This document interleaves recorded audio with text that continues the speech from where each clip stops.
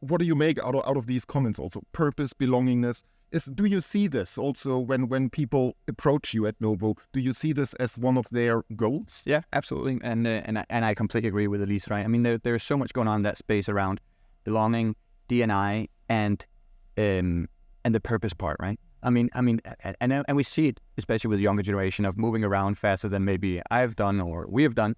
And they're in that sort of search and seek for that purpose, because it needs to mean something. You need to be able to look yourself in the mirror, and you need to be able to make an impact, line. So that whole skills, I completely agree with you. At least there's things that will be in fashion still.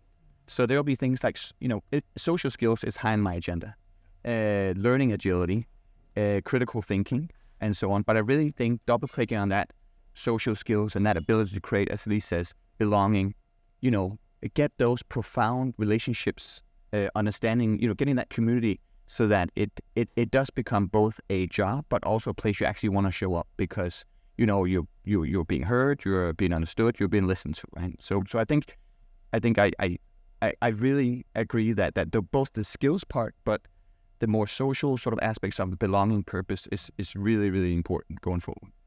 And Utkarsh, I mean, you work for an organization, a non-profit actually, interested or with your overall goal of decarbonizing the shipping industry, which is a huge goal, obviously. So people that join your organization, they must have this drive for impact. They must have this purpose agenda. I think I can only resonate with what Elise had put up. And I quite like the way she described about building belonging. I think there is a lot of things that we have to build a culture around how a person can resonate with a company that they're working in. And for us, who are just 3 years old and want to be a significant driver in the decarbonization of the maritime industry, it has been at the core of what we do. Moreover, I think building belonging also means that the same company should speak to a baby boomer, to a millennial, to a Gen Z, and to a Gen Alpha. So how can you ensure that each one of them, as you spoke about, that when an employee walks in, they should be able to relate to what they're working with. So one of the elements that we have done at our workplace is very much around deconstructing the vision. Well, the vision and mission is pretty clear, but what does that mean to me? What does that mean to my colleagues? What does that mean to my leadership team, and so on? And then, given that our operating model is very unique, as we work with a lot of partners who send their employees as secondees to our organization, and some of them have moved all the way from Japan or all the way from the US, then we have to also be mindful about the different cultures that are being represented.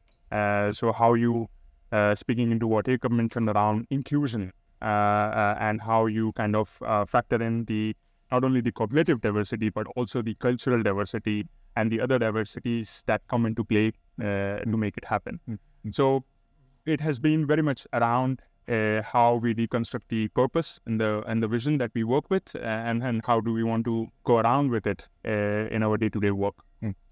A question maybe to you, Elise. Purpose is such an abstract concept to some degree. I mean, people buy into it, right? If you do it right. But on the other hand, I mean, Utkarsh, you were talking about deconstructing purpose, making it more livable. How do you do this in an organization so that really young people who are also here at this forum today, that they really buy into it? I mean, I worked in pharma, and there you can say purpose. That's easy, right? I think also you must recognize that from Novo.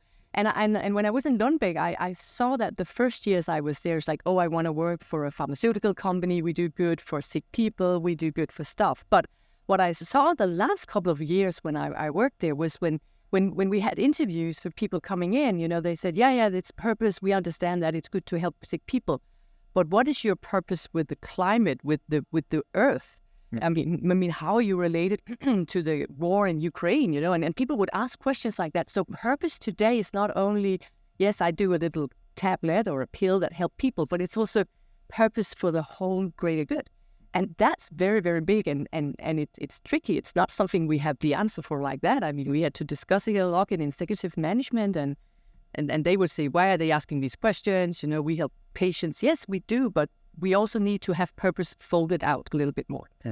Like, how do you deal with it in another pharmaceutical organization?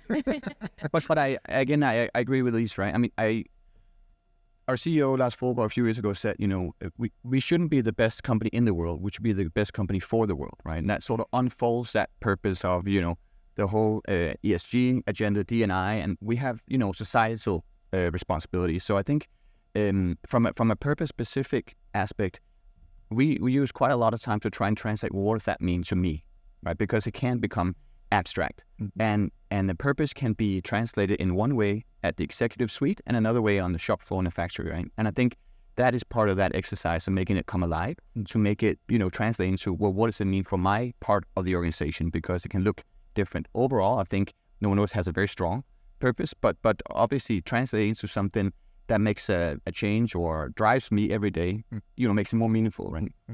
Just a follow-up question on the context. You are expanding heavily right now as an organization.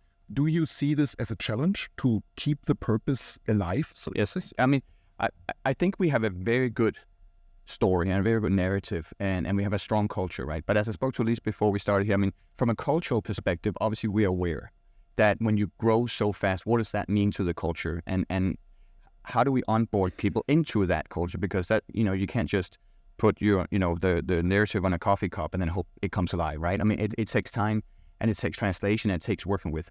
So there's something we are aware of, maybe not so much from a purpose perspective, but culture, but obviously they're interlinked, right? How do we grow and still keep true to our narrative and to our purpose and to our culture? Utkarsh, you talked a lot about deconstructing. Interesting to me, because I did a PhD actually on deconstruction, but in a totally different context.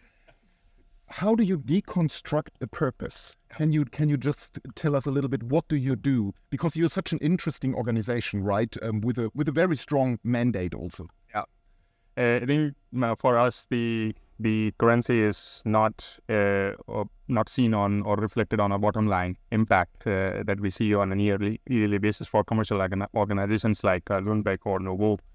So for us, impact is like, okay, what kind of change can we make happen in the maritime decarbonization industry, and what role do we play? So we started very clear that our role is that, okay, we want to we want to play a sustainable decarbonization towards net zero by 2050 for the maritime industry. And then our mission is that, okay, we want to be a significant driver in that. And then we started kind of double clicking on those elements, saying that, okay, so what does this mean? Well, we are a research and development organization, not the ones that you imagine when you talk about R&D having test tubes and clinical flasks in a lab. No, we are a research and development organization which does collaborative research together with our partnership on bringing new solutions, new decarbonization solutions for the industry as a whole. Then we said that a lot of effort has to be put in by the industry, but it has to kind of be driven by effective policy. It has to be by well-designed and well-intended regulations. So we would like to play a role in that, so that we work together with the industry to frame what are fit-for-purpose regulations and fit-for-purpose policies to drive this agenda in the industry. And last but not the least, we said that, okay, we don't own any ships. We don't own any fuel production plants. We don't own any ports and bunkering terminals. But what we do own is the knowledge and the experience that our in-house experts have. Yeah. So that means that whatever knowledge we produce, barring a few elements where we are working with EC, for example, it's available for wider public. It is available for the industry. Yeah. So there is a whole lot element around creating awareness and making people aware that this is how can be done. This is how it should be done, and kind of reinstating that faith that yes, it is possible to embark on this journey and make it happen. And then what does this mean here and now? What does this mean on a midterm, and what does this mean on a long term? So that has been what we have been doing for the last 3 years. It sounds fascinating, because I mean, you are in a sector. If this sector decarbonizes, we have a big win overall, right? Yes. And let me maybe push our debate a little bit, Elise. When I go into the classroom and I teach sustainability, sometimes the students say, "Oh well, Andreas, but you know what? this is pretty unrealistic. I mean, that we will reach net zero by 2050, that we will really be able to protect human rights sufficiently throughout global supply chains.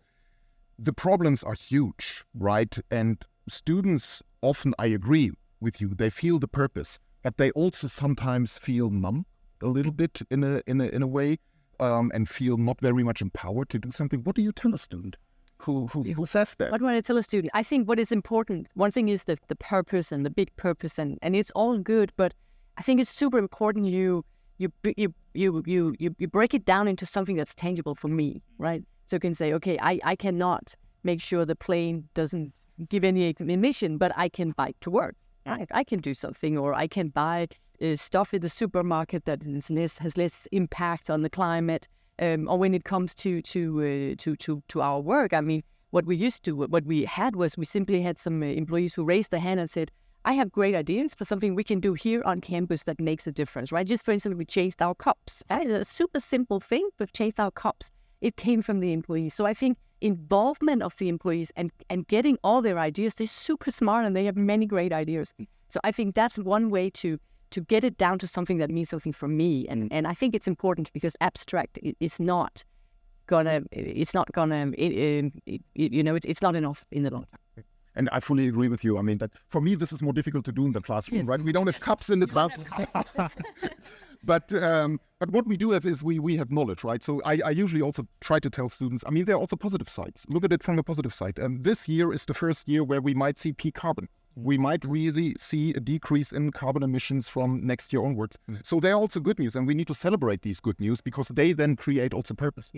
What would be your answer to a student who has this? I would add. Thanks, Andreas. I would add to that, as Elise said. I think there is something around this space that the world is becoming small due to digital tools, globalization, so on.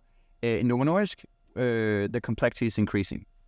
We are growing different therapeutic areas and so on, right? And that calls for, again, picking the brains of all our skilled workers and employees because there's so much knowledge in there. So really tapping into that knowledge. And that, I think, goes back to a skill which we spoke about before, which is around, for me at least, the ability to coach and develop. The ability to really, have those deep conversations with your employees around what can we do to change in our area of responsibility, because it's always easy to point fingers at everybody else, right? How can we make this come alive in our little part of the woods? And I think that coach and develop from a younger generation is a two-way street, right? Because we also see generations wanting to move faster, always stepping up the ladder. In Novo Nordisk, we have a P&O sort of tagline that says anything but linear, because then life happens. Or you go up, or maybe we have to be a little bit better being curious about what happens in the value chain. Because from an enterprise mindset perspective, when the complexity increases in a company, how do you ensure, to your point, because how do you ensure that you know what's going on to the left and to the right of you? How do you ensure that we have future leaders who are curious enough to take maybe a step to the side in order to get a better understanding of the value chain, so they become better leaders and make more and potentially better holistic decisions. So we get away from this. And I think that taps into a younger generation who are more maybe willing to be curious and jump around and get an understanding of what goes on around me. What just coming back, I like this phrase, anything but linear. But what are the implications internally? I mean, don't you need quite a bit of buy-in also from the organization to really have a high tolerance for non-linear careers? Yes. And that's a culture shift, right? Yeah. And a cultural change. Yes. Because that has been the way that we have been progressing, and most people have been progressing, right?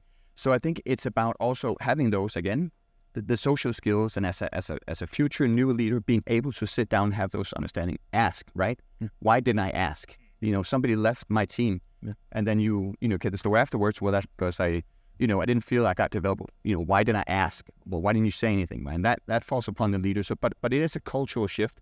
It's a difficult conversation sometimes, because how do you convince somebody of taking, maybe even going a step down for the greater good of then coming back, right? Because on the same tip, it's difficult to promise because the organization change, we grow, and so on, right? So I think it's tapping into maybe back to the purpose, maybe talking about what's in it for me, because that's what it comes down to at the end, right?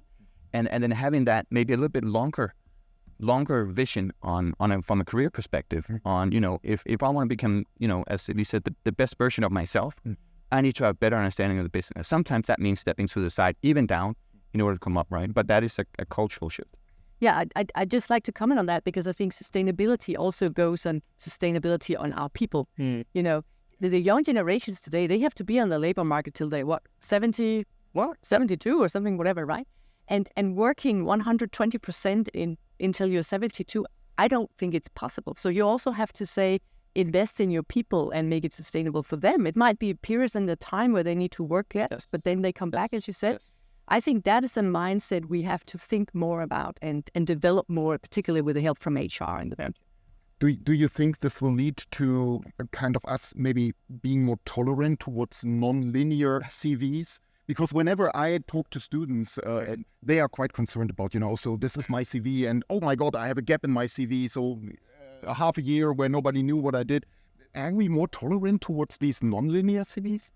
I think it's coming, and I think it must come because we can't ask people to work that way in the future. It's not sustainable. When I was in interviewing people in Lundbeck, some of the young people came to me and said, "Can I have a Thursday off every month because I'd like to go to museums because I'd like to be enriched in that way, right?" And the easy question is, no way, you have to sit here and work. But it doesn't work. Of course, you have to give people flexibility because if he gets enriched by going to the museum, he might be a much better employee. Another example is if you want to drive change, you have to role model, right? Yeah. To what Elise said, right? I mean, if it's like having kids. You can show, you can tell, right? Yeah. I mean, so for us, I think it's also if somebody comes asking for paternity leave instead of being frustrated by that, well, that my go-to answer is, well, then that's fantastic. I'll get an even better project manager coming back, right? Because juggling all those balls with a small baby and so on. So it is really about role modeling and of course there's a limit to it's a two-way street as life and relationships are. Utkarsh, how do you handle this at your center? And the center that you work at. Yes. So what we do, or what I have been doing, is that when I'm working with students, primarily as your question goes, I tell them that okay, it's okay to do mistakes, as long as you're making new ones. So don't shy away from making mistakes, and secondly, that we have to kind of step aside from giving the right answers. We have to ask the right questions, because then the result kind of automatically happens. If you're asking the right questions, are being patient enough to go through that journey where you are learning while you are contributing, I think things happen. And last but not the least, one of the areas where I primarily look into is that I ask them, what do they do besides studying? Because there is a lot of transferable skills and competence that can come into play at work. If you are practicing a sport, or if you're practicing a music instrument, or if you're doing voluntary work, what have you. That will give that empathic twist to working in teams, working as an individual, and so on, because those are the skills which kind of not primarily, but to a certain degree, defines personality. And at the end of the day, what matters is the attitude that you bring to work more than the aptitude that you have, which is going back to your CV. Yeah. Of course, because that's what we hear a lot. I just want to say also to our listeners online, I mean, we are circling a bit around here what I would call there is a nice concept out there which is called psychological safety. Yeah. People need to be safe. They need to feel safe in their work environments. They need to be allowed to make mistakes and most of all learn from these mistakes. And this studies have found is incredibly important to get progress on sustainability, because sustainability has no really fixed solutions in a lot of areas. We are still tapping in the dark in quite a bit of areas. So this kind of psychological safety, Jacob, how do you create this in a workplace? That's a big question, I know. It's a big question, Andreas, right? And of course, from a sustainability perspective, Novo Nordisk also has an array of initiatives, right? Specifically for psychological safety, I would have to go back to role modeling, and I think HR and leaders play a huge part of that. How do you role model? Utkarsh talks about, failing fast or making mistakes, right? Well, maybe you should start celebrating. Now we've done 50 mistakes. But however, we learned 1, 2, 3, 4, 5, right? I mean, so people just don't. I mean, because it comes with accountability, right? I mean, we can't just keep failing within the same aspect, right? So I think it takes a lot of talk around, and it takes a lot of role modeling. How does a leader drive that psychological safety? Well, by putting herself or himself out there, because I would argue if you start by sharing your department meeting, start by saying, by the way, I completely missed the mark on that one the other day, and we got some good feedback. Let's look. And if you do that maybe 5 or 10 times, maybe at some point one of your employees will also start sharing, and that sort of builds that trust in that room, right? And one of the biggest things that in a growth perspective from the one was what we talk a lot about is also, well, when somebody new comes into the team, you're pushed back into the storming phase, right? Because you have a lingo, you had trust, now it's disrupted, right? And how do you then include and create that belonging back, right? I think this fail fast or learn from your mistakes. I think there's also a cultural effect, factor to it. I have been in the IT industry, and their fail fast it made total sense, right? And it was something, okay, if we had a mistake, we could come with a new version in 3 weeks, done, fixed, right? But if you are in industries like pharma, for instance, this thing about failing, it's like a no-go. Right? It was something people were like scared to death. It's like, we don't fail because we make tablets, and if they're wrong, people might die, and it has to be right and whatever. So there is something in some industries have a cultural thing that you really need to massage to get this fail fast or growth mindset in. But I do believe it's the truth, and it should be there. It just takes a little longer in some industries.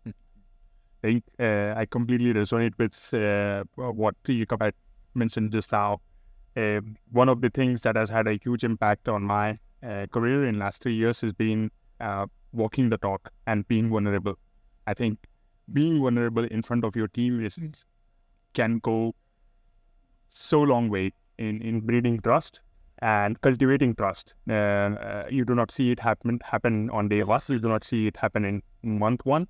But if you take a yearly perspective, you just kind of see the snowball effect of that trust being cultivated with you as a leader and also with you as a team, where you get comfortable to accept in front of your team that, hey, this is where I missed my mark, or this is where I should have done things the other way around, which where I trusted the judgment and I ended into a not so optimal result.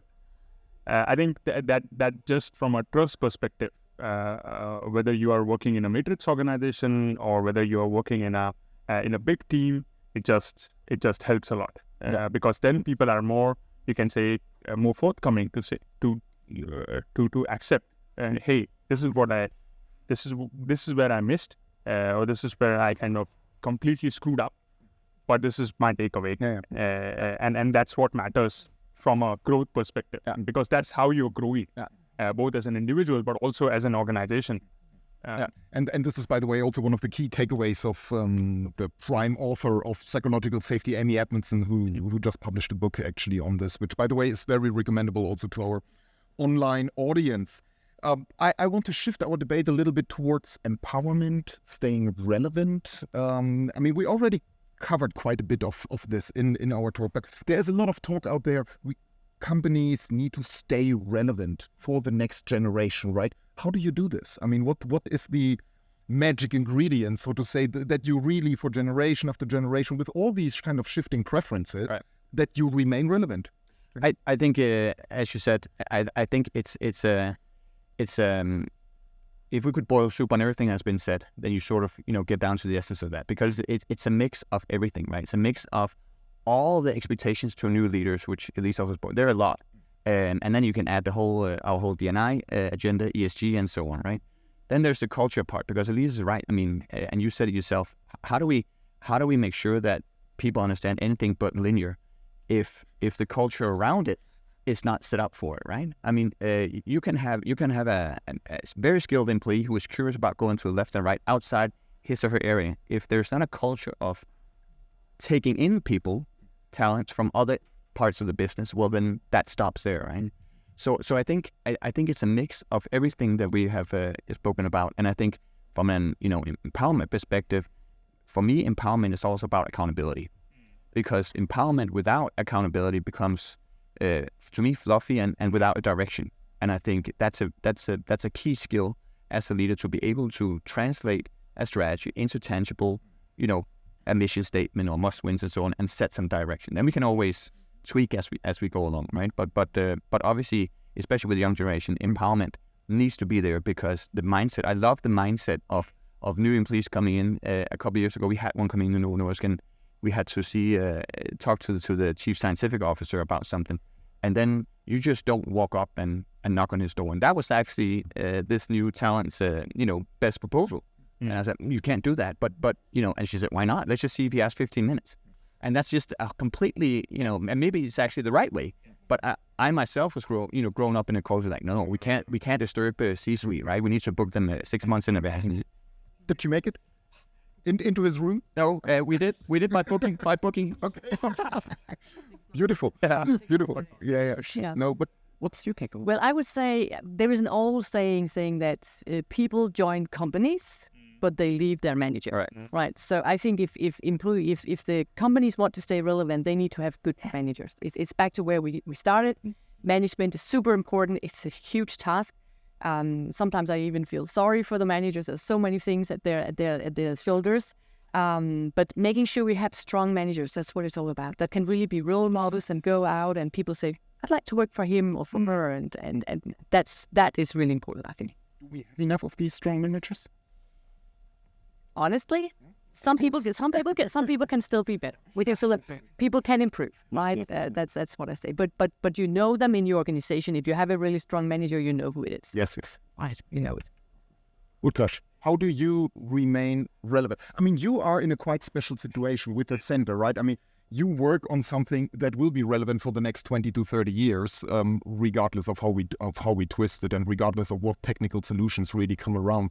But what do you do to really engage with this new generation of leaders? I think going back to the old saying, part I'm reminded of this saying from my strategy classroom: culture eats strategy for breakfast.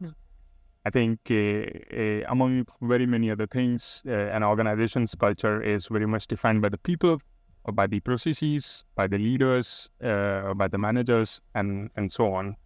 So I think building belongingness, going back to where we started, a lot of it comes from what kind of culture you want to create and what kind of cultural signals you want to show to the broader stakeholder network that you are engaging with, because that is what gives you an identity. That is what kind of remains with people.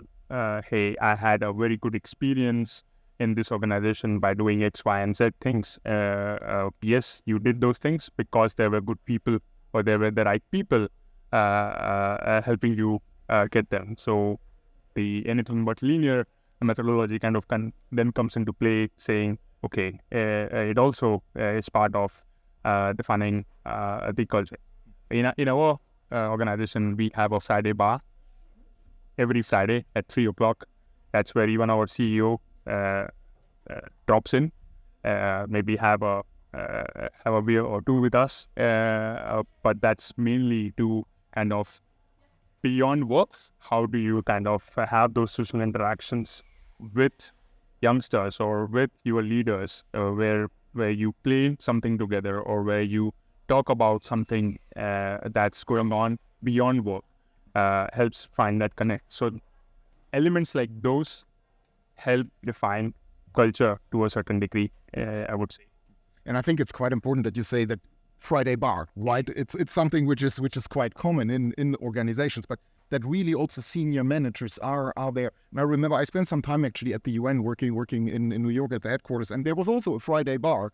And interestingly, there were also very senior people from the organization there. And this is what made it interesting. This is why also young people went there, in order to talk, gain experiences, also challenge these people in a rather psychologically safe environment. That's where you get the 15 minutes. Yeah. Yes. Exactly. Yeah. I did that booking. Yeah, at the Friday bar. You should have told your talent. Just wait for the Friday bar. Exactly. Do you have a Friday bar? We do in certain areas of the company. We do, yeah. Yeah. No, I just towards the end, because I also need to keep an eye here on time.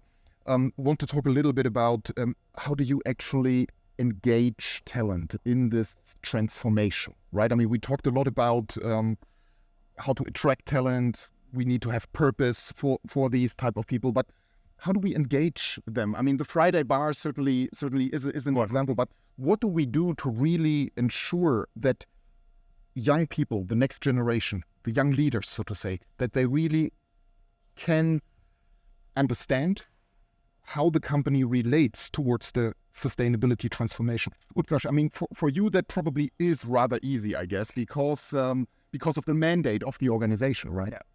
We, yes, it is to a certain degree, and also we are working with a unique problem at hand, which is one of the problems that we have to solve for. And the way we have approached it is also something that is not done in this industry. We work, for example, you will be looking at a problem statement. If you walk into a room, you will be looking at a problem statement wherein you are facilitating that conversation, but then the audience that you have are 2 or 3 competitors from the industry looking at the same problem statement. Well, that's nowhere to be seen in the industry. Because that challenge that you're trying to solve for is not for one company or a group of companies, it is for the entire industry. So how to best solve is to collaborate, to co-create. So that's what is very unique for us at the center while looking at the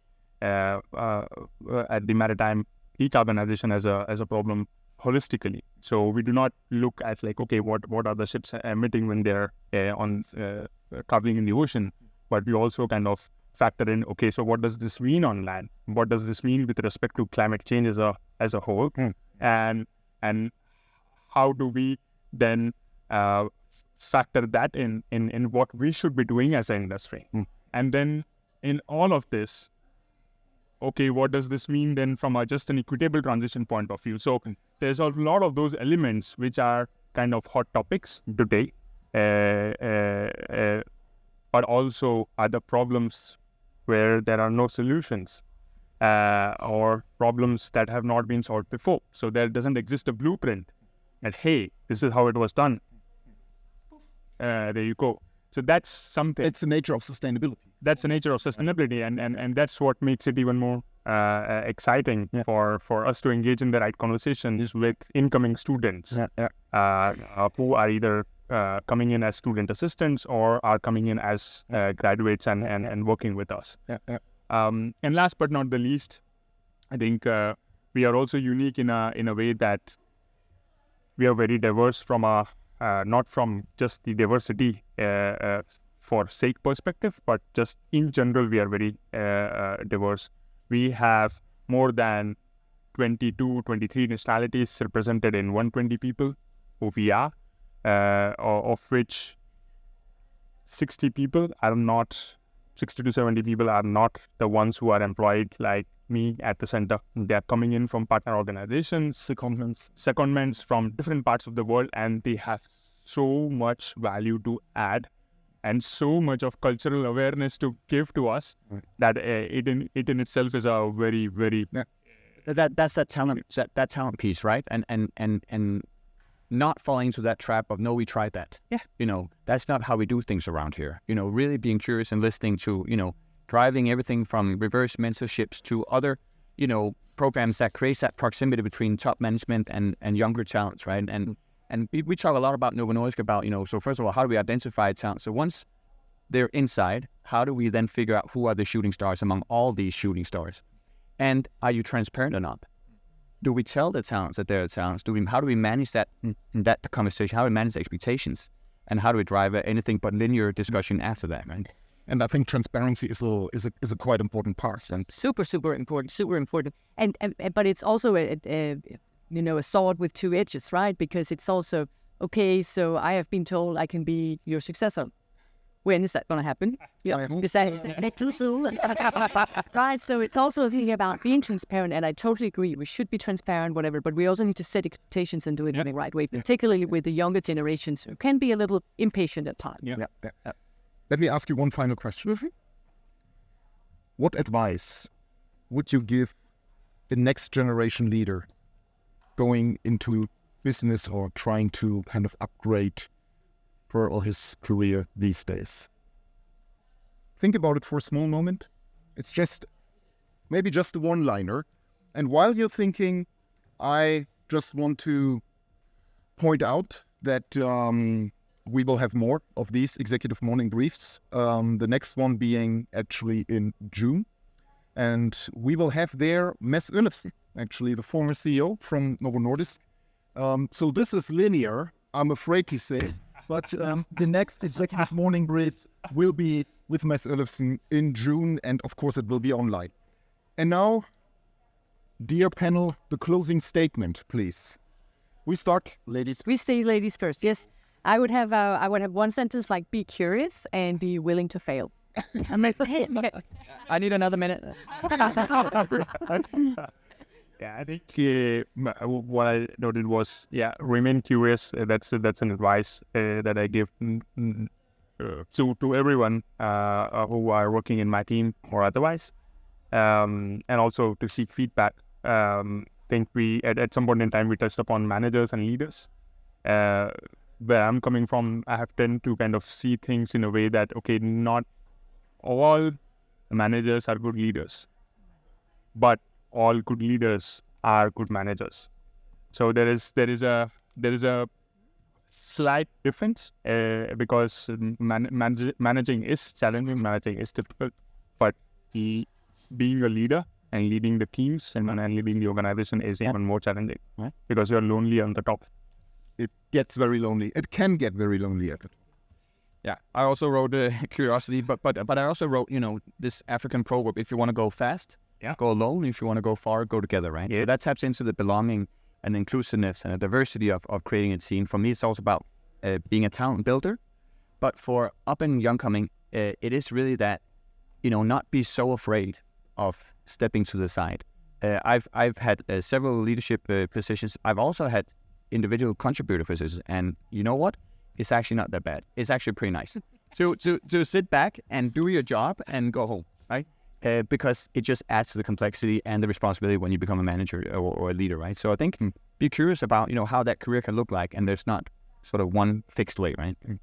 Super good insights. I think it is very interesting also for me. Be curious, be prepared also to fail, psychological safety, and step aside. Non-linear. We always come back to it, Jacob. And of course, these are very, very valuable insight. And I think what we really managed in the last 45 minutes is to discuss this interface of the new generation that is coming up, people development in organization and sustainability. Thank you very, very much for being here this morning with me for our executive morning brief. We are at CBS Executive also working at this interface of leadership and management, and there are lots of great and exciting programs out there. So have a look at the website, or ideally join us for the next executive morning brief in June. Until then, all the best, and thank you very much also to the audience here at Keenan. Thank you. Thank you for having us. For having us.